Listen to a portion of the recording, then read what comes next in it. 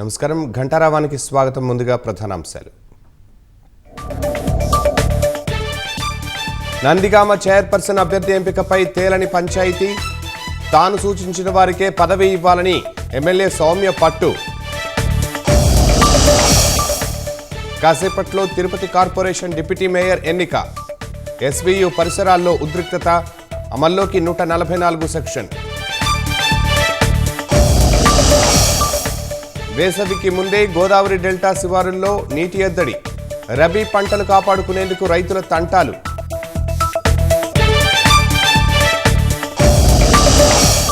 మహాకుంభమేళాపై MP జయా బచ్చన్ వివాదాస్పద వ్యాఖ్యలు. తొక్కిసలాట మృతదేహాలను నదిలోకి విసిరేశారని ఆరోపణలు. ప్రభుత్వాన్ని మస్క్ నడిపిస్తున్నారన్న వ్యాఖ్యలకు ట్రంప్ ఖండన. తమ అనుమతి లేకుండా ఏమీ చేయలేరని స్పష్టీకరణ.